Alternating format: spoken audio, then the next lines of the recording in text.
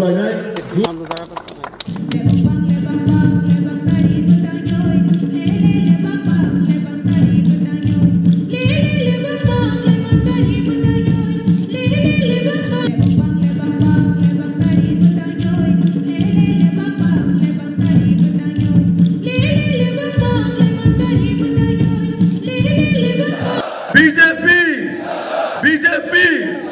suntai kisah kalau kita masuk lainnya tamu kaisa bersama ni porino BJP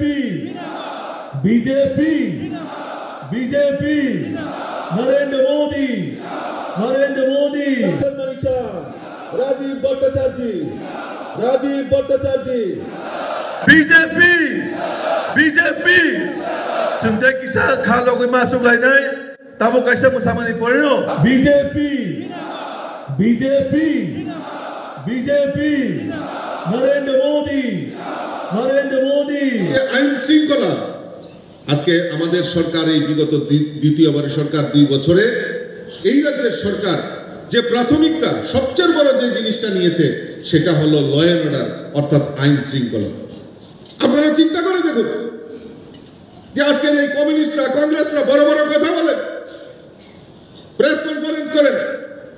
আমি প্রশ্ন রাখতে চাই, আপনারা নিশ্চয়ই ভুলে যাননি 2018 নির্বাচনের আগে আমাদের 11 জন কার্যকর্তাকে খুন করা হয়েছিল নৃশংসভাবে। চানমোহন ত্রিপুরা, নিশিকান্ত চাকমা, বীরলাল সরকার, এইরকম 11 জন বলিষ্ঠ কার্যকর্তাকে নিহত করা হয়েছিল। কোন সৎ বিচার পায়নি তখন সিপিএম এর আমল। আমাদের হাজারো কার্যকর্তা এবং আমার নামেও, ভগবান দাসের নামে, প্রত্যেকের নামে কোনো না কোনো মামলা, মিথ্যা মামলা দিয়ে এই ভারতীয় জনতা পার্টিকে রুখার প্রয়াস করেছিল। আপনারা নিশ্চয়ই ভুলে যাননি। আপনারা বলুন তো 2018 পর ভারতীয় জনতা পার্টির সরকার প্রতিষ্ঠার পর একটাও কোনো রাজনৈতিক হিংসা হয়েছে কিনা? কোন জায়গায় রাজনৈতিক হিংসা হয়েছে কিনা? কারণ ভারতীয় জনতা পার্টি আমরা সেই সন্ত্রাসে বিশ্বাস করি না। 2023 নির্বাচন হয়েছে এই ত্রিপুরা বিধানসভা। 2023 দ্বিতীয়বার সরকার আমাদের ভারতীয় জনতা পার্টির সরকার হয়েছে। কেউ বলতে পারবে না একটা রাজনৈতিক খুন হয়েছে। ত্রিপুরা রাজ্যের নির্বাচন হবে, খুন খারাপা হবে না, সেই আমল, সেই ইতিহাস কিন্তু ত্রিপুরা রাজ্যে নেই। এইবার 2023 প্রথম ইতিহাস ভারতীয় জনতা পার্টির নেতৃত্বে সরকার নির্বাচন করেছে। আর 2023 একটাও রাজনৈতিক হিংসা এই ত্রিপুরা রাজ্যে হয়নি, রাজনৈতিক খুন হয়নি। সেটা ভারতীয় জনতা পার্টির সৎ বুক ফুলিয়ে সেটা বলতে পারে। আর আজকে ল এন্ড অর্ডারের কথা বলছেন তারা, আজকে ল এন্ড অর্ডারের কথা বলছেন। অনেকে দেখছি আবার বড় বড় বক্তব্য রাখছেন, তিপ্রাসা বাঙালি লড়াইয়ের কথা আবার পুনরাবৃত্তি করছেন, উগ্রপন্থার কথা বলছেন। আমরা সেই সবে বিশ্বাস করি না। আমরা বিশ্বাস করি জনজাতিদের বিকাশ করতে হবে, তাদের রাস্তাঘাটের উন্নয়ন করতে হবে, তাদের মান উন্নয়ন করতে হবে, তাদেরকে আর্থিকভাবে সহায়তা করতে হবে, তাদের ছেলে মেয়েদের পড়াশোনা করতে হবে এবং জনজাতিদের ভবিষ্যৎ নির্মাণ করতে হবে। তাতে বিশ্বাস করি আমরা। পাহাড়ি বাঙালি বিভেদ সৃষ্টি হোক, ঝগড়াঝাটি হোক, লড়াই হোক, সেটা আমরা কোনোদিনও ভারতীয় জনতা পার্টি বিশ্বাস করি না। তাই দেখবেন যে জনজাতি আমরা স্লোগানে বিশ্বাস করি না। আলাদা ত্রিপুরা ল্যান্ড করতে হবে, আলাদা ত্রিপুরাসেদের জন্য অমুক করতে হবে, সমুক করতে হবে, সেটা আমরা বলি না। আমরা কি বলি না, আসুন এই ত্রিপুরা রাজ্যের সার্বিক বিকাশের জন্য জনজাতি বিকাশ দরকার, তার জন্য কাজ করতে হবে। কোন স্লোগান দিয়ে আন্দোলন করে এই রাজ্যের সেটা করা যাবে না। তাতে বরঞ্চ এই যে ডেভেলপমেন্ট সেটি স্তব্ধ হয়ে যাবে। আজকে ল এন্ড অর্ডার, আজকে এই কমিউনিস্টের আমল থেকে এই রাজ্যে বিভিন্ন জায়গায় গাঁজার চাষ থেকে শুরু করে বিভিন্নভাবে হেরোইন, ড্রাগস এই রাজ্যটাকে ধ্বংসের মুখে ফেলে দিয়েছে। আজকে আমাদের যুব সমাজকে বিভ্রান্ত করে তাদের বেপথে রোজগারের একটা সোর্স দেখিয়ে দিয়ে তাদেরকে নেশায় আবদ্ধ করে বিভিন্ন অসামাজিক কাজে লিপ্ত করিয়েছে। আমাদের লক্ষ্য এই যুব সমাজকে রক্ষা করতে হবে। আজকে জনজাতি যারা এখানে আমার লিডারশিপ, যারা আমাদের নেতৃত্ব এখানে উপস্থিত হয়েছেন, আমাদের কাছে সামনে বড় চ্যালেঞ্জ, আমাদের যুব সমাজকে রক্ষা করতে হবে। এই যুব সমাজকে রক্ষা করতে গেলে সরকার আপনাদের পাশে রয়েছে এবং যারা এই ত্রিপুরা রাজ্যকে বিপথে পরিচালিত করার জন্য প্রয়াস করছে, যারা পাহাড়ি, বাঙালি তাদের মধ্যে বিভেদ লাগানোর চেষ্টা করছে, তাদের বিরুদ্ধে লড়াই ঘোষণা করতে হবে। তাদের বিরুদ্ধে লড়াই ঘোষণা করতে হবে।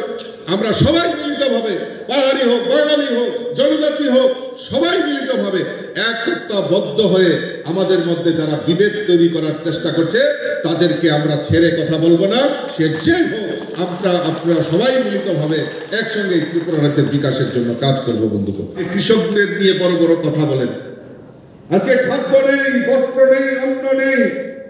ও কমিউনিস্টরা বলে না, কয়দিন পরে পরেই দেখবেন একটা মিটিং করে যে উনারা বক্তব্য রাখেন, কি বলে যে খাদ্য নেই, বস্ত্র নেই, বাসস্থান নেই।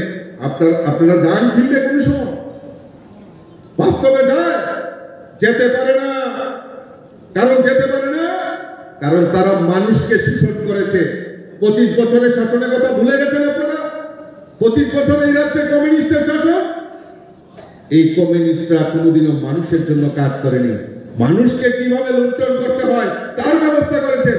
তারা এখন যেতে পারেন না লোকালয়ে, কারণ গেলেই তো ওনাদেরকে ধরবে। কি হয়েছে জিতেন বাবু? 25 বছর তো লুণ্ঠন করেছেন। 25 বছরে তো এই প্রকল্প করতে পারেনি, গরিবদের তো পাকা বাড়ি দিতে পারেনি, খালি চাঁদা তুলেছেন, পার্টির ফান্ড বৃদ্ধি করেছেন। কই জনজাতি বিকাশের জন্য তো কোনো কাজ করেননি। এখন কেন হচ্ছে? মুখ্যমন্ত্রী জনজাতি, আমাদের জনজাতি দরদি, আমাদের ইন্সপিরেশন ডিস্ট্রিক্ট ঘোষণা করে আর্থিক সাহায্য করছেন, রাবার মিশনে কাজ করছেন, স্কুল কলেজের উন্নয়নের কাজ করছেন। কই 25 বছর তো আপনারা ছিলেন, আপনারা তো জাননি, আপনারা তো করতে পারেননি। এই প্রশ্নের জবাব দিতে পারবে না বলে তারা সেখানে যেতে পারে না। ওই আগরতলায় বসে প্রেস কনফারেন্স করে। আমি আপনাদের মাধ্যমে জিজ্ঞেস করতে চাই, আজকে প্রধানমন্ত্রী কল্যাণে প্রধানমন্ত্রী গরিব কল্যাণ যোজনার মাধ্যমে গরিবদেরকে ফ্রি চালের ব্যবস্থা করে দিয়েছে আমাদের দেশের প্রধানমন্ত্রী। তাহলে খাদ্যের অভাব কোথায়? রেশনে পিডিএস সিস্টেমে আমাদের রাজ্য সরকার ইতিমধ্যে সয়াবিন থেকে শুরু করে, মুসুরি ডাল থেকে শুরু করে, চিনি, ময় মশলা থেকে শুরু করে সমস্ত কিছু সেখানে ন্যায্য মূল্যে দেওয়ার ব্যবস্থা আমাদের ভারতীয় জনতা পার্টির সরকার করেছে। আজকে বড় বড় কথা বলে খাদ্য নেই, অন্ন নেই, বস্ত্র নেই, বাসস্থান নেই। লজ্জা পায় ওদের, জায়গাতে যেতে পারে না। গরিবদেরকে শোষণ করেছে, লুণ্ঠন করেছে, চাঁদাবাজি করেছে। ভুলে গেছেন আপনারা? এই রাজ্যে গরিব দরদি সরকার, সিপিএম গরিব দরদি সরকার, গরিবের সরকার। আপনারা বলুন তো, এখানে বুকে হাত দিয়ে গরিবের জন্য একটা প্রকল্প করেছে কমিউনিস্টরা? একটা প্রকল্প করেছে কমিউনিস্টরা এই গরিবদের জন্য, জনজাতি বিকাশের জন্য? আমি চ্যালেঞ্জ করছি আপনাদের মাধ্যমে, আসো, আমরা তৈরি আছে, আমার এমডিসিরা তৈরি আছে, আমার বিধায়িকারা তৈরি আছে তাদের জবাব দেওয়ার জন্য। জনজাতি বিকাশের জন্য আর গরিবদের জন্য কোনো কাজ করেছে? গরিবকে আরো কিভাবে গরিব বানানো যায় সেই প্রয়াস সেখানে করেছে, সেই প্রয়াস করেছে। আপনারা ভুলে গেছেন? বিভিন্ন চিট ফান্ড সংস্থার নাম দিয়ে, রোজবেলি হোক, বিভিন্ন চিট ফান্ড সংস্থার নাম দিয়ে এই কমিউনিস্টরা মানুষের টাকা, গরিবের টাকা আত্মসাৎ করেছে। এখন যখন আমরা বলি তখন আমাদের দোষ হয়ে যায়। না, ওনারা করবেন, আমরা বলতে পারবো। তাই দেখবেন যে প্রাক্তন মুখ্যমন্ত্রী মানিক সরকার যেখানে যায়, মহিলারা ঘেরাও দিয়ে বলেন, কই আমাদের রোজবেলির টাকা ফেরত দেন। রাজ্যের মানুষের দোষ কোথায়? উনি তো রোজবেলির যখন পার্ক উদ্বোধন হচ্ছেন সেখানে গিয়ে ফিতা কাটছেন, রোজবেলির পক্ষে বক্তব্য রাখছেন, রোজবেলির কর্ণধারের সঙ্গে উনি বসে এক টেবিলে বসে চা খাচ্ছেন। মানুষের, ত্রিপুরা রাজ্যের মানুষের, এই জনজাতি, বিশেষ করে জনজাতি মহিলাদের সেদিন বিশ্বাস হয়েছিল যেখানে রাজ্যের মুখ্যমন্ত্রী মানিক সরকার রোজবেলির ফিতা উদ্বোধন করছেন, নিশ্চয়ই এই কোম্পানি কোনোদিনও মার যাবে না। আজকে সেই বিভিন্ন চিট ফান্ড সংস্থার নাম দিয়ে আজকে এই ত্রিপুরা রাজ্যের জনগণকে লুণ্ঠনের কাজ যদি করে থাকে, তাহলে ত্রিপুরা রাজ্যের কমিউনিস্টরা বন্ধুগণ। তাই ওনারা এখন যেতে পারেন না, আগরতলায় বসে বসে ওনারা উল্টা পাল্টা বক্তব্য রাখছেন। খাদ্য নেই, ত্রিপুরা রাজ্যে বিভেদ সৃষ্টি হয়েছে, ল অ্যান্ড অর্ডার নেই। যে পাপ করে রেখেছ এই রাজ্যের বিকাশের জন্য, এই রাজ্যের জনজাতিদের যেভাবে লুণ্ঠন করেছ, যেই পাপ করেছ সেই পাপের হিসাব দিতে হবে। 2018-তে এই ত্রিপুরা রাজ্যের মানুষ তোমাদেরকে চিরতরে উৎখাত করেছে, 2023-এ এই ত্রিপুরা রাজ্য থেকে উৎখাত করেছে। এডিসি নির্বাচনে জনজাতিরা তোমাদেরকে উৎখাত করেছে। এখন আর তোমরা ওই জায়গাতে যেতে পারবে না।